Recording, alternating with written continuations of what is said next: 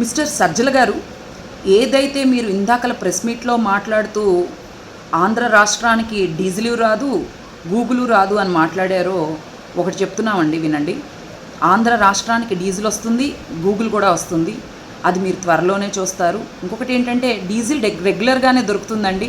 మీరు ఏవైతే డ్రామాలు చేసుకుంటూ, అబద్ధాలు చెప్పుకుంటూ, సోషల్ మీడియా వేదికగా అసత్య ప్రచారాలు చేసుకుంటూ మీ పేటీఎం బ్యాచ్ని, మీ పేటీఎం మూకని తీసుకొని వెళ్ళి పెట్రోల్ బంక్స్ దగ్గర వాళ్ళని నిలబెట్టి వాళ్ళ ముందు మీరు నించొని పెట్రోల్ దొరకట్లేదు, పెట్రోల్ బంక్స్లో చాలామంది జనం నించొని ఉంటున్నారు, జనం వెయిట్ చేస్తూ ఉంటున్నారు, కాబట్టి ఎక్కడ పెట్రోల్ దొరకట్లేదు, సీఎంగా చంద్రబాబు నాయుడు గారు ఏం చేస్తున్నారు, అమరావతి రాజధానికి పెట్రోల్ని తరలిస్తున్నారు, అందుకే పెట్రోల్ కొరత వచ్చింది అని మాట్లాడుతున్నారు.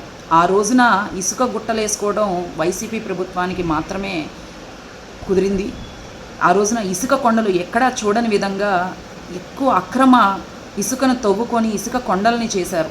అలాగా పెట్రోల్ దాచుకోవాలనే కోరిక, ఆశయాలు మాకైతే లేవండి. చంద్రబాబు నాయుడు గారు ప్రెస్ మీట్లో కూడా చెప్పింది ఏంటంటే అధికారులందరినీ హెచ్చరించారు, ఎవరైతే పెట్రోల్ బంక్స్లో నో స్టాక్ బోర్డు పెడతారో వాళ్ళందరి లైసెన్సులు కూడా తీసేసే పరిస్థితి వస్తుంది అని చెప్పారు. ఎందుకంటే అదనంగా 3 డేస్కి సంబంధించి సరిపడా పెట్రోల్ కానీ డీజిల్ కానీ నిల్వ అనేది ప్రతి పెట్రోల్ బంక్లో ఉంటుంది. అవినాష్ మాట్లాడుతూ అసలు పెట్రోలే దొరకట్లేదు అని మాట్లాడుతున్నారు.